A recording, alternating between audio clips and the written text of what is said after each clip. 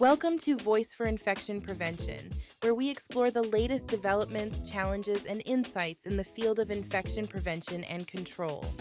With a passion for promoting patient safety and healthcare excellence, we're excited to bring you engaging discussions with experts, leaders, and innovators in the field. So whether you're a seasoned professional or just beginning your journey in infection prevention, welcome to the conversation. This is Voice for Infection Prevention.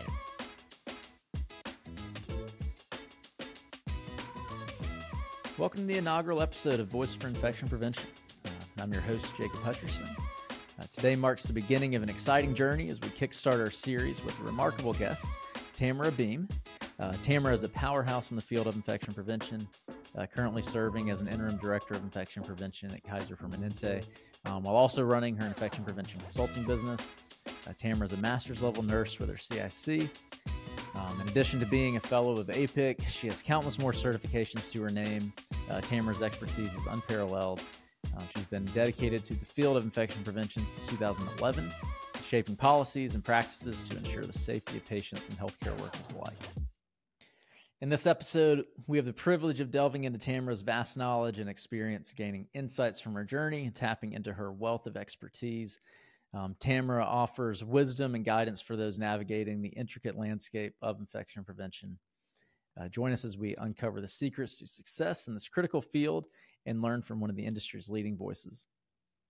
So let's jump right into our conversation with Tamara Behm and embark on this enlightening journey together.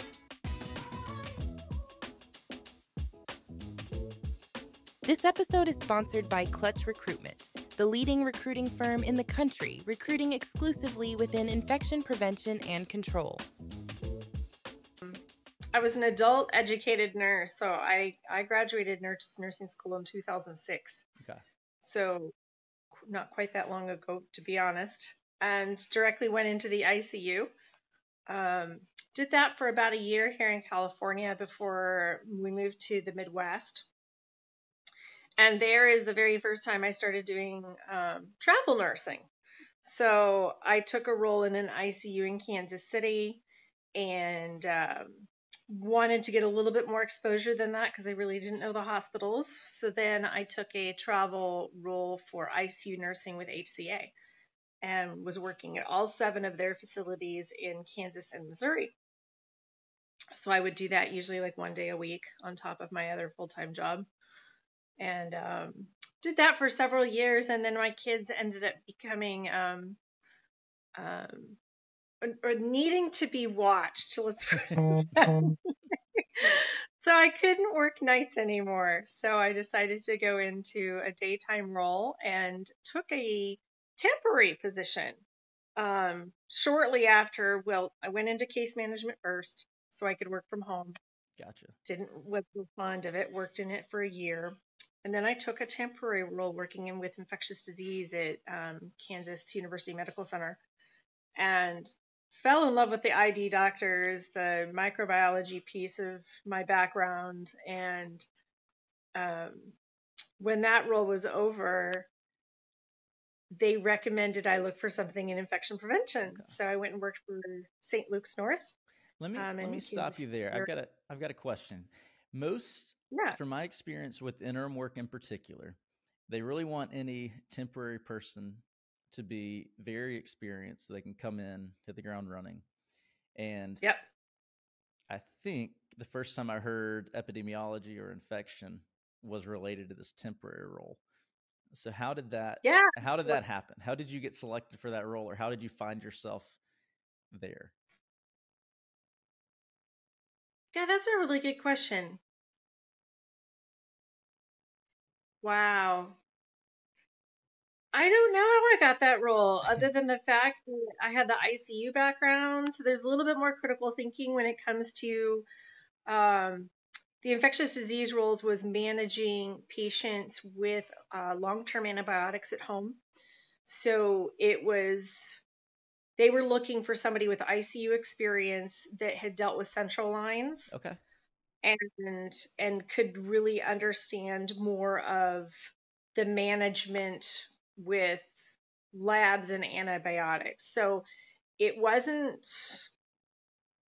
that kind of role wasn't just for everybody, I think. So the ICU piece is really what got it for me, and I just was in the right place at the right time. Was that a previously existing position? Yes, it was a previous position. The reason why they called for an interim was the lady that I was filling in for was going through cancer treatment. Gotcha. Okay. Yeah. Now, how long did that temporary position last before St. Luke's? 9 months. 9 months. Okay. 9 months. Were you planning on it being that long? Do you remember? No, I really wasn't. I was thinking, I think they told me it would be 3 to 4 months, maybe. Okay. And I really enjoyed the fact that they extended it because the gal and I that worked together there are still friends to this day. That's awesome. So, That's awesome. Okay. So you said that then took you to St. Luke's. Is that right? Yep. Took me to St. Luke's North, which was my very first infection prevention full-time role, learning it from the ground up. Did you have anyone there with you in the department? No. And how big of a hospital was that? 85 beds. Okay.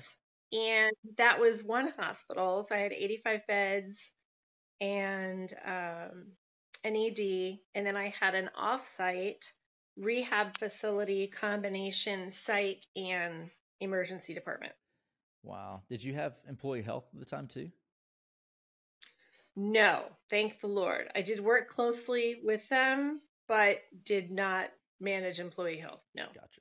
And then this position, I asked this a second ago, I guess, but this position was an existing position that you moved into because of a vacancy. Okay. Yep. So you came in by yourself, no real help. How did you teach yourself? Wow. When I think back to it, and I get a little emotional because I don't think that there's ever been a job in my life where I was ever fully supported as much as I was to learn that job. So one of the other infection preventionists from one of the other St. Luke's facilities spent about 2 solid weeks with me.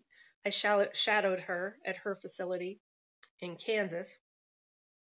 And then I joined the Kansas City chapter of APIC, which in my professional opinion is the best chapter of APIC in the entire world.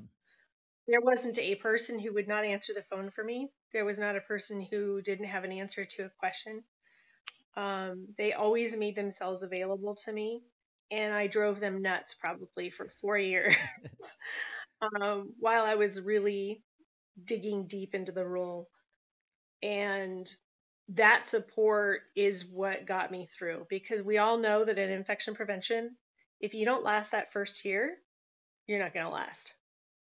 It's one of those professions that if you can get through the first year and you can get good support and you can understand and kind of get a grasp on what you're doing, you'll stay. So that position, first position in infection prevention, you've worked in it many years since then. Knowing what you know now, would you have taken that role? Absolutely. Okay. And you mentioned absolutely, and you said it was well supported, so it was great. Yeah. Okay. So, yeah. And then you stayed 4 years, close to it? Yeah, I stayed there for almost 4. I think it was pretty much almost full 4 years. Yeah. And then did you transition back into interim from there? Is that how that worked? No. Ended up moving from the Midwest to the East Coast, and I got a management role for the infection prevention program at a small hospital in New Hampshire. Gotcha. Okay. So I'm jumping in just because I'm looking at your LinkedIn career here. It looks like you had a consultant role at the same time, maybe towards the end.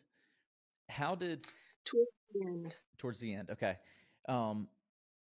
Was that at a hospital, or was that more of a med device consultation deal? Yeah, actually, you're correct. So I did some consulting between St. Luke's and the hospital in New Hampshire. I worked for about a year with a company that was starting to sell UV products because C. diff was it was really starting to become a pinnacle back in about 2013, 14. And so I had put on my capital budget that I wanted, a UV light. And there were many, many, many on the market at the time. They were just getting started. And I met the gentleman for Sinuvox actually at APIC and talked with them and had a meal with them and kind of dove deep into the technology of UV. And they wanted to use me as a consultant for about a year. Really didn't get very far. They were kind of late to the game for not for California. They were very late to the game for the US. They had been in Canada for a while. And because they were late to the game, I think we sold maybe 2. And the year that I worked for them, they were struggling with the organization to sell items in America. So what do I mean by that? Having your IDNs working to make solid prices for individual facilities. So they were having trouble navigating that in the beginning. Gotcha. So I really helped them understand more of the value-based purchasing, getting into the IDNs, understanding that process, and then truly understanding what infection prevention protocols would get them into a hospital. So, yeah, they were fun to work with, but we cut ties about a year in because we decided that they needed to focus a little bit more on their Canadian market before they hit the Americas again. How helpful was that to your infection prevention knowledge at that point? Because obviously you're learning from a different perspective, kind of what vendors are looking at. Was that helpful at all, or? It was a little bit. I was not as involved as I think I would have liked to have been. And they really, once I would give them a lead of what to look at, they kind of ran with it. And it was interesting, though, to see the sales side because, and I've always used the term, I probably should coin the term, I don't know. It's called going to the dark side when you go to work for a vendor. So it was interesting. I knew that I wanted to do a little bit in either sales or education. So it definitely kind of gave me a taste for it. So, of course, that came up later in my career, right? A little bit more about that whole sales piece. So awesome. Okay. All right. So back to the infection prevention role then. So you did it at St. Luke's by yourself. It sounds like with some sister hospitals that kind of had some support there. And then obviously you gained support from the local APIC chapter. But then you made your jump into management. Was that my family's moving, so I need to find a job in New Hampshire, or were you looking for the next step? No, we moved. My husband got a very large role with Amazon. That was right around the time Amazon started was 2015. So, ended up looking for a hospital that was close to my daughter's school. So we went there with my youngest daughter who was she was in high school. So when I found a good school, I looked for a good hospital. And because I had worked with HCA before in the Midwest, it seemed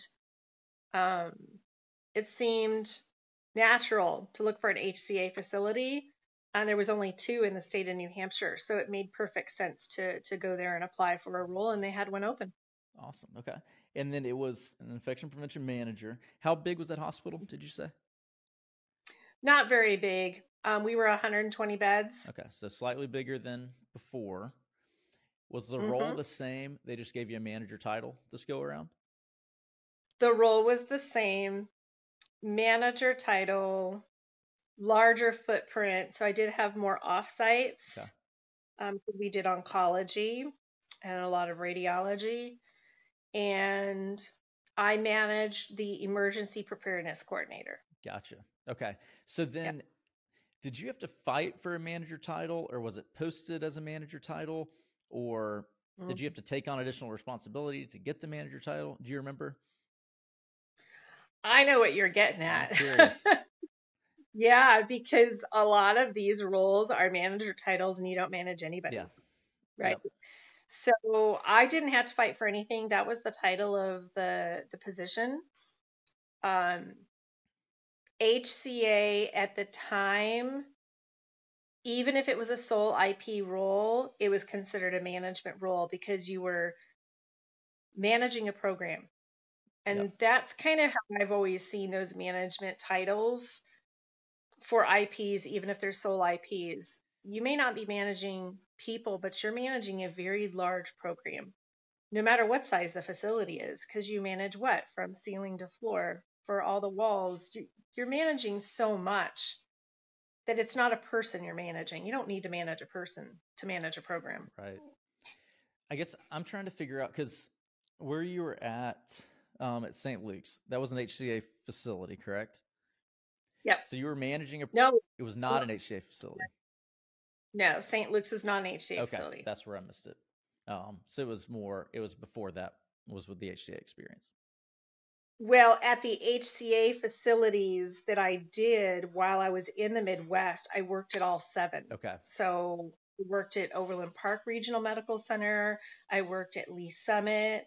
I worked at, oh wow, a couple other ones. I'm trying to remember the names of them offhand, but Lee Summit and Overland Park Regional Medical Center were the 2 that I worked at the majority of the time.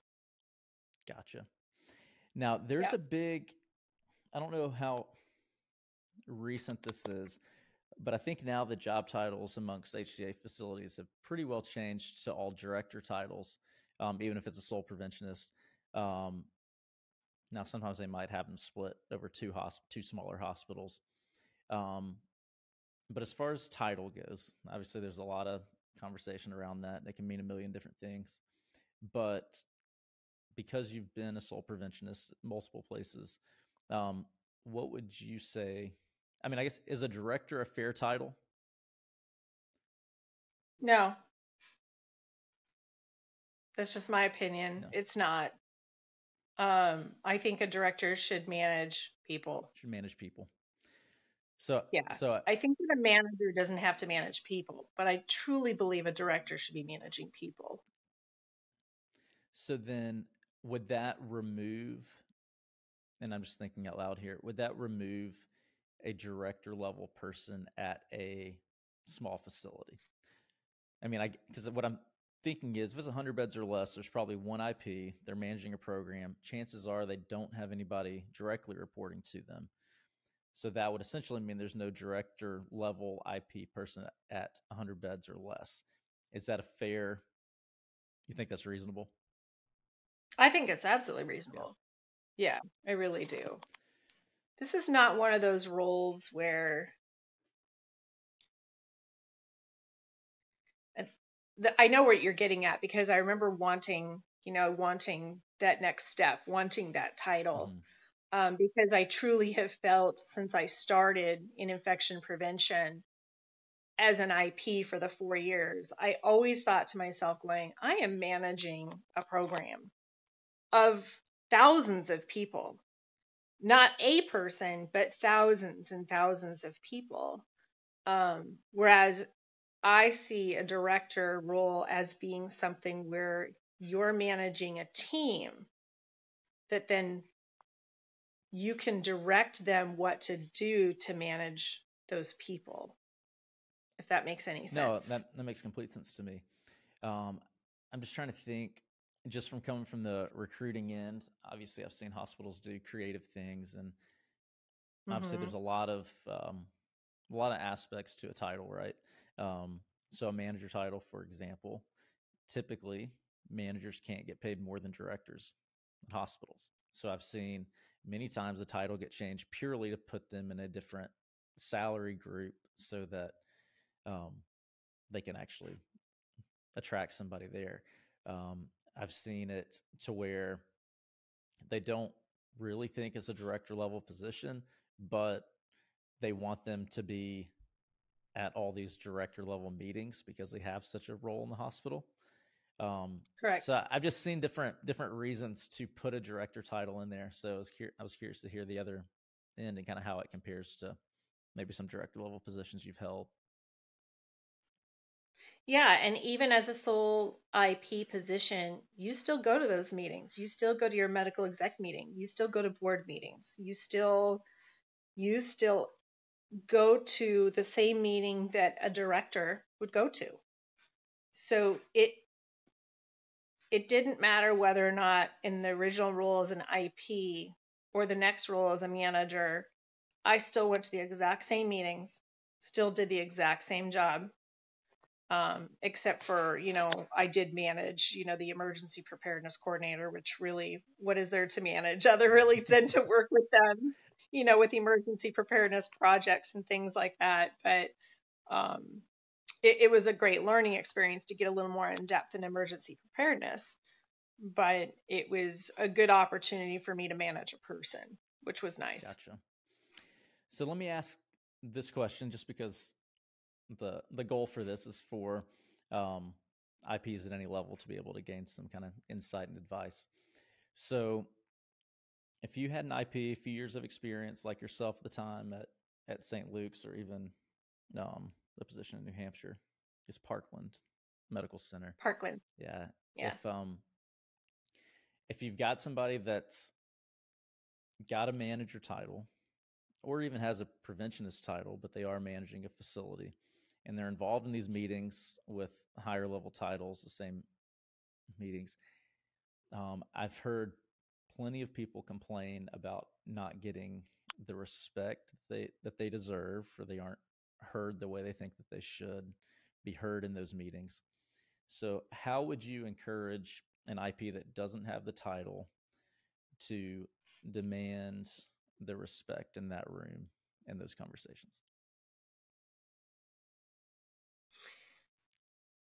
So first, it's interesting that you would say that. It sounds to me like you're working with some very young people who are saying some of those things. So from my experience, I can tell you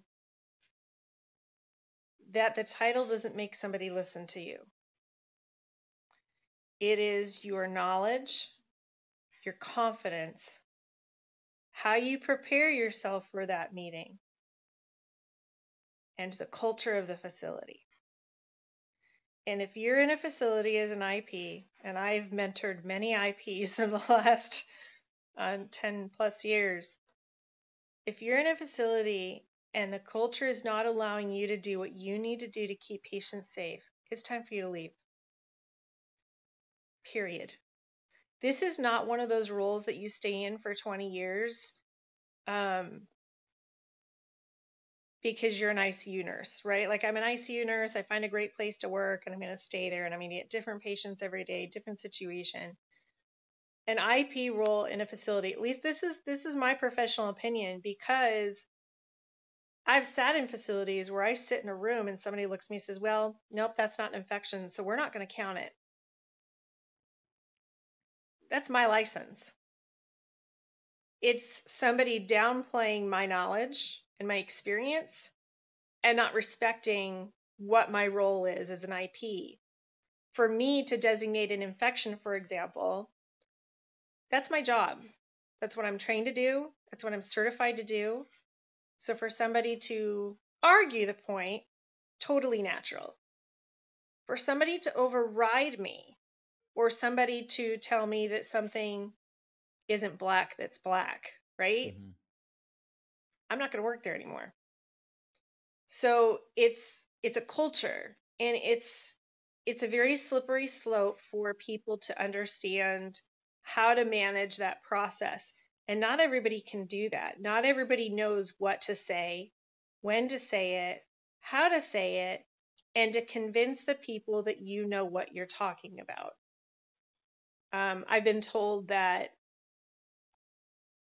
the way that I manage a program or a process or a problem is extremely methodical, right? So a lot of times I will not tell somebody something. Number one, I won't tell something that I don't know, because I don't tout to know anything that I don't know.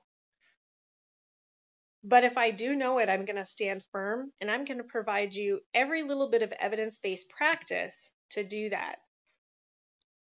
I think the other piece that makes that difficult, just a little difficult, is whether or not your master's prepared or not. Mm-hmm. And this is where I go into that other aspect, right? You were talking about manager, director, yada, yada, yada, right? I don't think anybody should be a director without being a master's prepared nurse or a master's in public health.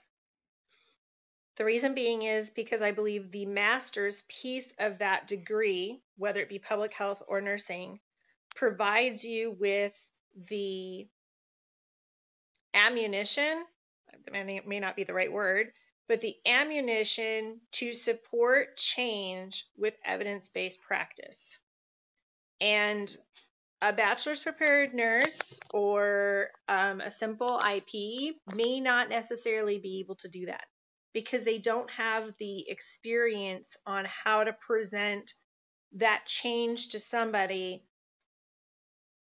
with proof as to why it's a good change to make or a good direction to go or the right way to manage a process. Does that make sense?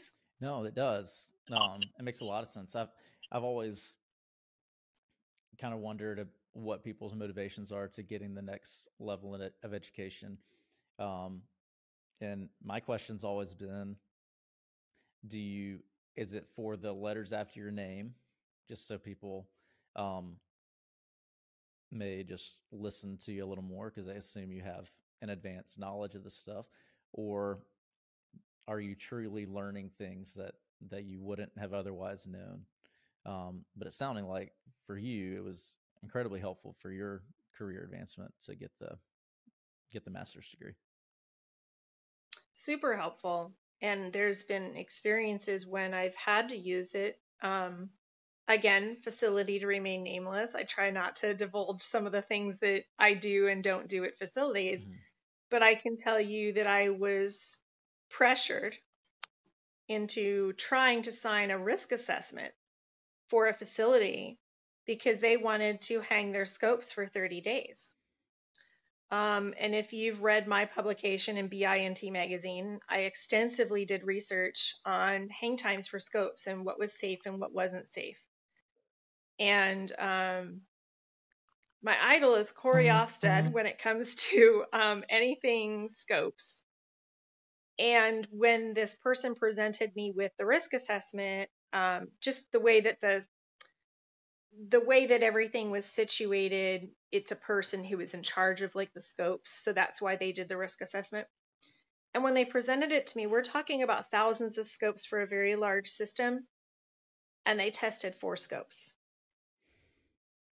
And so I looked at them, and most people who would not have the knowledge or the background or the experience or the master's degree would be like, sure, I'll sign that. But because of the experience and the master's degree, I knew well enough that 4 scopes was not an appropriate sample size. Right. So you can try to force me, strong arm me, whatever you want to do. I'm not signing it. I wasn't going to support it because I did not feel like it was appropriate.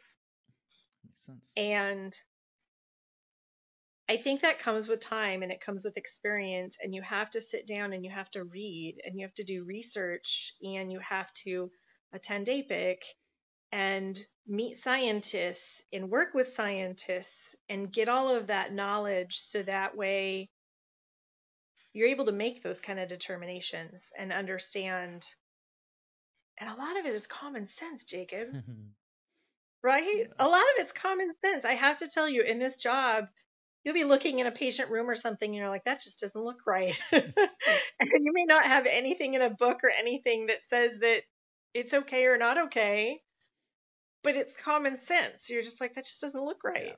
Yeah. So. Nice. Let me go back. You started talking about a hospital's culture, and if it's a culture that's not supportive, it's probably one to run from. How much responsibility does a manager of the infection prevention program have in establishing or building that culture?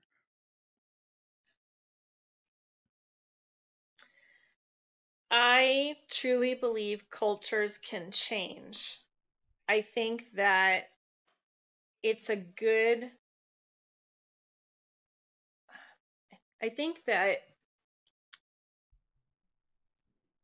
you can have a partial impact in that. I don't think that you can fully change a facility, which I have found at many of my interim roles. But you have a really good opportunity to do it, because what you do is you become their confidant. If you can become a facility's confidant, meaning any nurse, any aide, any person on any unit from the lab to EVS can call you and talk to you about absolutely anything, you will change the culture. Awesome. Okay. You mentioned interim just then. It looks like you went, at least as far as infection prevention goes, you went kind of all into this interim world, minus 4 or so years at Steris, which we can talk about in a second. Yeah. But you went into the interim world. Obviously, you had touched on some of that in the past, but what made you go all in? And then also kind of speak to the type of person that would kind of be good in that environment. Yeah. Why did I go all in? Because I was certified. I was certified, and I had my career path really, it was never, when I got my master's degree, really was never to stay in infection prevention. I really wanted to be a chief nursing officer.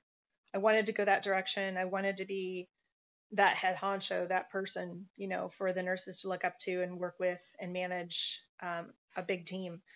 And once I got a little taste of being an ICU director, kind of in between some IP roles, I decided that wasn't for me and said, hey, I'm going to go dive into, being a consultant and doing interim work and helping other facilities do better. And to jump in, another piece of that, to be very honest and very, forthright, was money. It's going to pay you for your knowledge in a little bit different of an aspect, because I oftentimes find that infection preventionists are underpaid. And I think that there's different experience levels, but I think the interim piece, what makes a good interim is somebody who is open to a very fast-paced environment, somebody who thrives and is not afraid to be thrown in the fire with no support whatsoever, because there may be nobody left behind to even tell you where to start. Also, it needs to be a person who is interested in, exploring and fun and new experiences, because where you work and the people you work with can end up being people that are part of your lives the rest of your life. So literally, from my very first interim role until now, every person I've ever worked with is still my friend, my ohana, my confidants, people I talk to.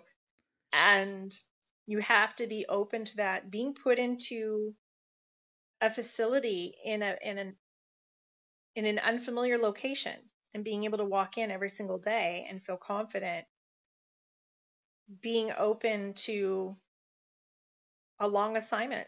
This assignment I'm on right now, I will be there 9 months by the time I walk out. I'm invested, right? I'm invested in these people that I've managed. I'm invested in the program. And this is going to be a hard one to walk away from, because we've made amazing changes and strides and things like that. And people have asked me, just like you said, well, why don't you just stay? And I said, well, I'm on to the next one. I want to make another hospital safer. I want to make another place better to work at. I want to educate more. I want to make a difference somewhere else. So if you can think about and do all of those things and be comfortable with it, doesn't mean I'm not going to cry when I leave this assignment, because I think I've cried every assignment I've left. But it's onwards and upwards. It's what's next. What else do I have to do? What else can I change? And maybe I'll go on to the next one and I don't need to do anything except for hire the new director. I'm good with that. If it's a great, solid program and I don't have to do a whole lot, wonderful. I don't expect that's going to be the case. I expect there to be a ton of work. I expect it to be 10-hour days. And I expect it to be fun. So it has to be something that you are going to be open to all of those things. I kind of hope that explains what you were. Yeah, no, you for were sure. for. And one thing that stuck out to me, you've somehow managed to end up in incredible locations for your interim assignments. I mean, the amount of people that I've talked to about interim saying, well, if you ever had something in Hawaii, anybody who lands an interim role in Hawaii blows my mind, just because there's so much competition there. It's a difficult, from the recruiting end, it's a very difficult contract to land. There's just a lot of variables there, but you worked in Hawaii for a little while. How do you go about finding interim jobs, especially ones particularly? Because I don't know. I mean, we've done it long enough. Like, the facilities that we're enlisting typically are not the most desirable areas. They're positions that are hard to fill long term. But at least a couple times you've ended up in a pretty good spot if you're going to pick a interim assignment. So how did you find it, and how did you decide that? Just talk me through it. Yeah, part of that is the very first interim role I looked for. I just happened to fall on Kaiser. So when I took the Kaiser Panorama City role, it was interesting to be at that role. I think I meshed really well with everybody, that when I left and took another really short-term role, what they did was they called me back. And it wasn't an interim company that called me. It was Kaiser that called me. It was the regional director of infection prevention, who knew what I had done, who knew what I could do, and it wanted somebody in that role that would help fill the void why they filled the role, because they knew that the role would be open for a while. Gotcha. And so how did I get it? It was because of who I knew and the job that I did. At least I fully believe it was how I did my job, because that's also how I got the role in San Diego. I called her up when I left Steris and said, do you have anything available in California? And she said, yeah, I've got San Diego. And I was like, okay, I'm there. Just hook me up with whoever I need to talk to. So even though, like, for example, you and I have talked for years. Yep. I've never worked for you, yep. right? It's about the relationships that you have with people, whether it be a recruiter or a former place you worked, that can get you into a good place. And I have to be honest, Jacob, there's people who take these jobs and they go in at 8 and they leave at 4. And they're not in it for the long haul. And I think every assignment I go to, I treat as I'm in there for the long haul until we find a new person. This is my job. This is not my assignment. This is my job. So you can't treat it like an assignment. You just can't. And going to Hawaii, I have to tell you, was probably one of my toughest assignments I've ever had. Really? It was not a vacation. I only went home once a month. I was 5,000+ miles away from my family. Totally different time zone, trying to connect with your family. Yep. And totally different culture. Totally. I love my ohana, but it's a very aloha is a culture. It's not just a hello and a goodbye. It's a culture, and to get things done in a place that moves very slowly is very difficult. And it was an assignment of a lifetime. I loved it. I think I sat on the beach twice. That's how busy I was. Wow. But I immersed myself in the environment too, because I wanted to be more like them. I didn't want to be a tourist. Right. I'd been to Hawaii before. But that's why I say when you go, make sure you enjoy everything that's around you as well. It's not just, that you're an assignment, for example, because Panorama City, it's in a very not safe area, of the San Fernando Valley. And Hawaii is not all bells and whistles like it used to be either. So even though every assignment might look wonderful, there's always a little piece of it that can be unappetizing, right? I'm in San Diego. The homeless population here is huge. So there's different little hidden pieces of these assignments that are not all roses, right? Yeah. Sticking with the interim world, and I'm just trying to think back through some common questions that I get, or that I used to get, or that get relayed to me, or whatever it is now. But are you selective? Like, are you particular about only taking higher level leadership positions now as an interim, and is that just like a personal thing, or would you advise otherwise? I guess, I think the biggest fear for people jumping into interim is that there won't be consistent work.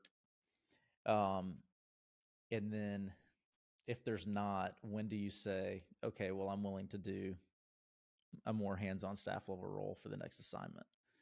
But can you just kind of talk through how that works for you personally?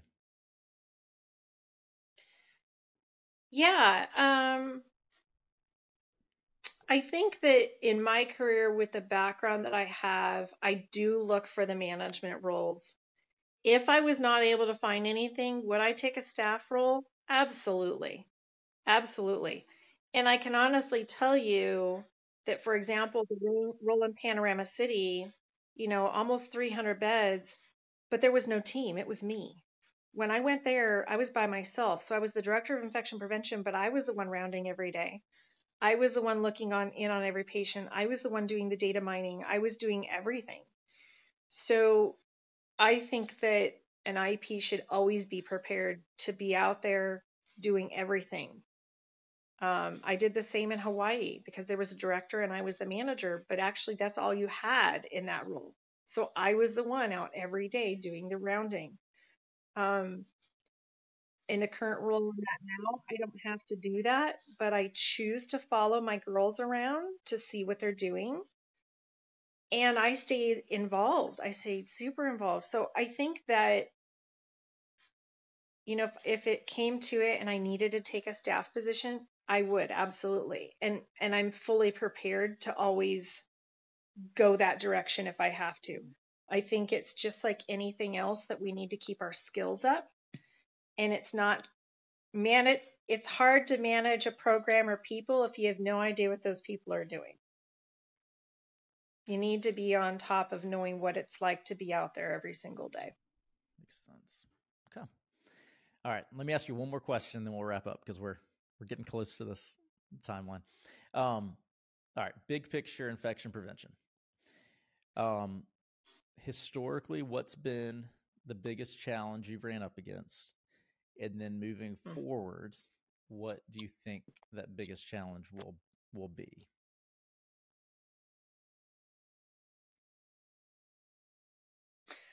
Are you talking about infection-wise, or are you talking about interim? Would you talk? Can you narrow that down, or do you want some broad answer? Sorry, yeah. No, more strictly infection prevention. Obviously, COVID just kind of changed the landscape of everything. So my guess is the biggest challenge of most infection preventionists' career is when COVID hit. But obviously now we're on the back end of it. There's been a lot of changes. I imagine there's probably more financial support, maybe not, depending on the facility.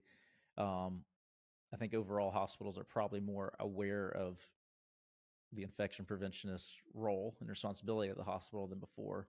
So I imagine a typical infection preventionist challenge today was probably quite a bit different than what it was just a few years ago. But I've just kind of wanted to hear you kind of compare and contrast where you think the industry as a whole is headed versus where it has been for you previously. I think the industry as a whole, I don't know if it's necessarily headed in the best place. I would like to think that they're more respected since COVID, but I can honestly tell you that I don't see that. And again, I'm only in my very first role since COVID, but I can tell you that a lot of things were forgotten because they were concerned, right, during COVID in saving people's lives. So you would think that facilities are even better prepared, emergency preparedness wise. I can tell you I'm not necessarily seeing that. I would like to tell you that people are more focused and we don't have as many infections, and I can tell you that's not true. I think that a lot of things were forgotten during the time, and we have a very aging population of IPs and a lot of very inexperienced people that were thrown in, for example, during COVID. They were not trained properly. They were trained how to do COVID. They weren't trained on how to be an IP. So they don't know where to start. They haven't had, EPI 101 and 102. They're not certified. So when I think about, where infection prevention is going, I think what it did was it stopped for 3 years and they're restarting, and there's still a lot to do. I think there's going to be even more shortages.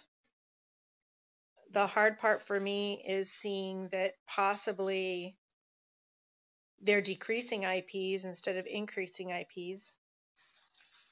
They're trying to cut budgets in places that are not appropriate. We would like to think that they have more money or that they know how important the role is, but I can tell you to this day, at least what I'm hearing and what I'm experiencing is not the case.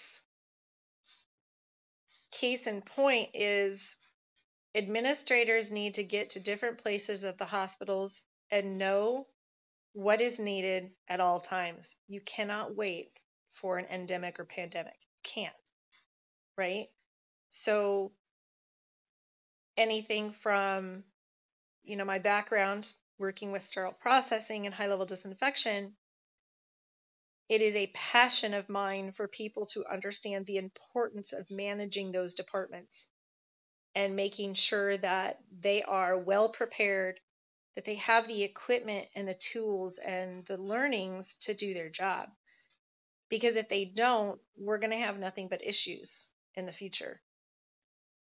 So we also, with the inexperienced IPs, we have people who are sometimes stuck in a chair in an office. And that's not what this job is about. We can't be sitting in a chair in an office. We have to have data mining systems, and we have to have ways to not only look at data that's quick, but get out there and be seen by all the employees in working every day by rounding.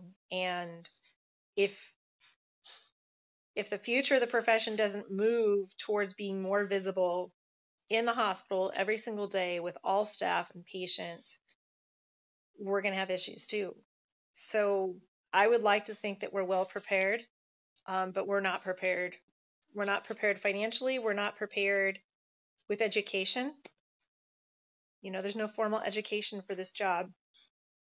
And we need a lot of really good mentors, and we have a lot of aging IPs that are going to be leaving. So there's a lot of concerning pieces that I'm seeing that really haven't changed in the last several years. Yeah, it seems like a lot of the people that we're kind of thrown into these roles here lately are MPHs, either with only public health experience or no hospital experience at all, just straight out of school. For those folks, especially with no clinical kind of mindset at all, what would be the first thing that you would say, hey, you really need to figure this piece out, or you really need to study this piece or hone in this skill? What would that be? For MPHs right out of school, it's really about understanding the clinical piece. Going out there, working with the nurses, doing line rounds every day. For example, their Foley catheters and their central lines. Doing environment of care rounds, doing survey readiness rounds, and really being visible and learning the clinical piece of it by being out there.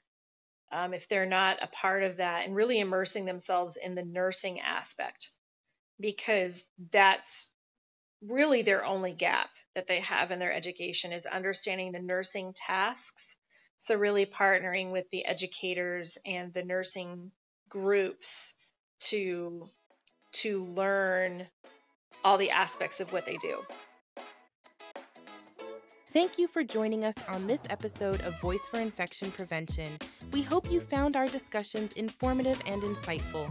Remember to subscribe to our podcast for more conversations with experts in the field, and don't forget to leave us a review to let us know what you think. For additional resources and to stay updated on the latest news in infection prevention, visit our website at voiceforip.com. Thank you again for listening. Until next time, stay safe and continue your commitment to excellence in infection prevention.